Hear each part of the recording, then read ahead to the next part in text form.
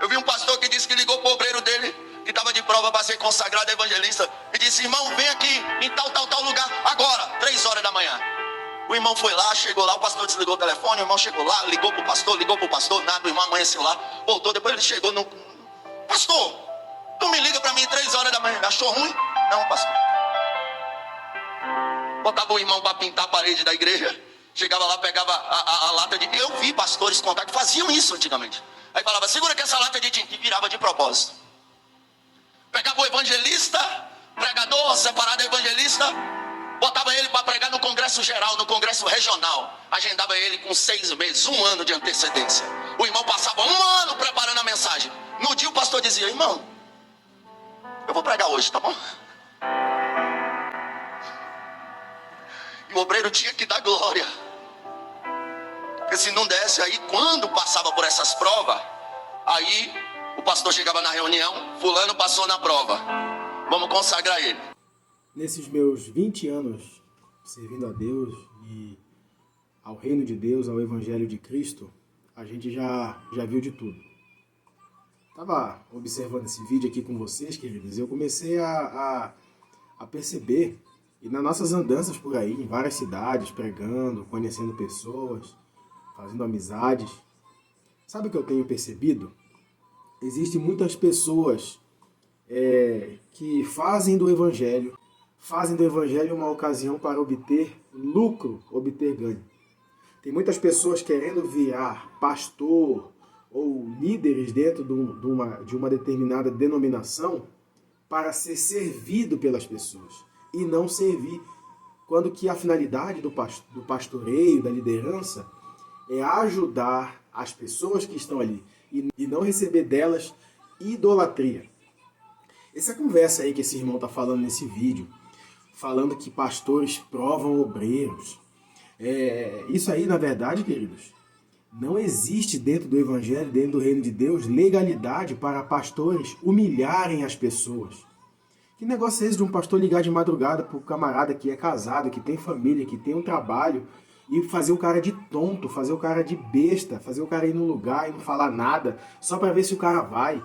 Onde que está isso na Bíblia? Isso não existe, queridos.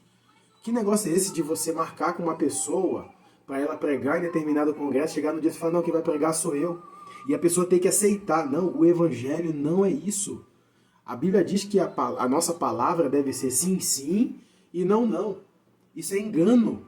Isso é pecado. Isso não está disposto. Que negócio é esse? O obreiro bom é o que sabe pintar, é o que sabe bater um concreto, bater uma laje.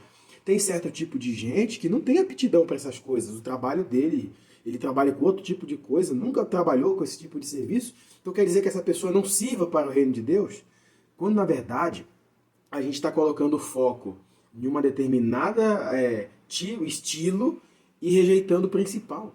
Sabe o que a Bíblia fala em 2 Timóteo 2,15? Procura apresentar-te a Deus aprovado, como obreiro que não tem de que se envergonhar e que maneja bem a palavra da verdade. Sabe o que é isso?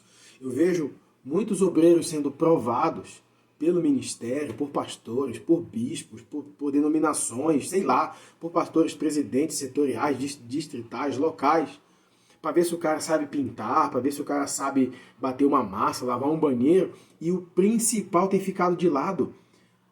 Teve uma história de um obreiro, escuta isso, teve uma história de um obreiro que perguntaram para ele quais eram as principais doutrinas bíblicas. Sabe o que o camarada respondeu? A mulher não pode usar calça, o homem não pode usar bermuda, nem usar barba. Gente, olha o cúmulo do absurdo.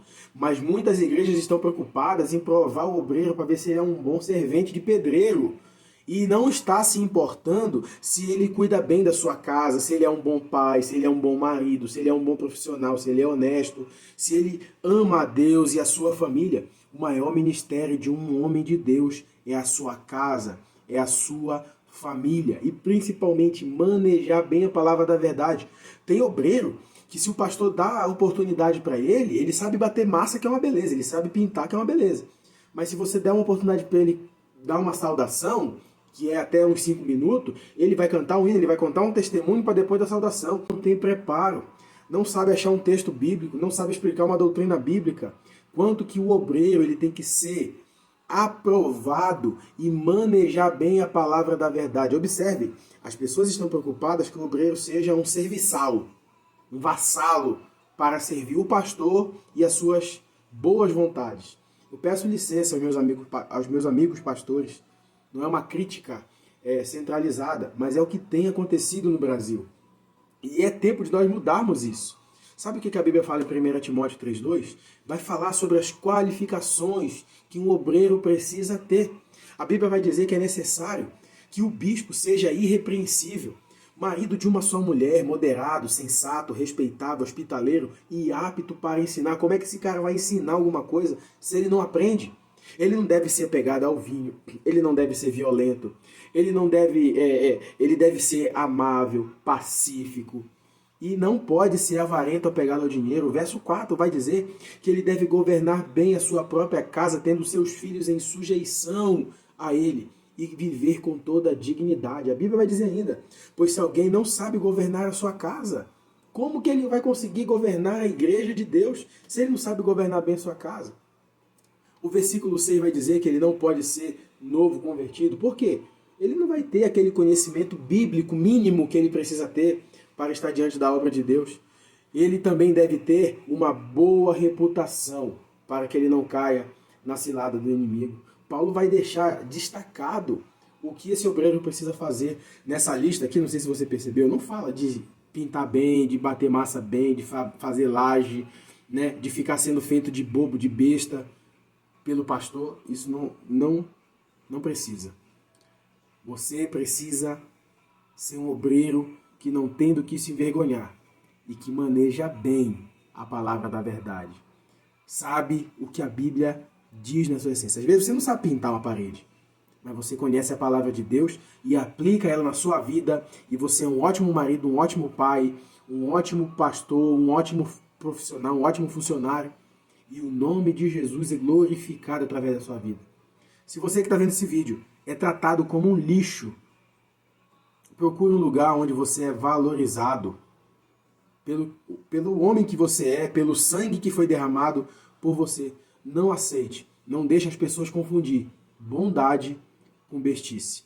Você foi chamado por Deus para realizar uma grande obra para Ele, para o reino, e não para determinadas pessoas. Que Deus abençoe sua vida, em nome de Jesus.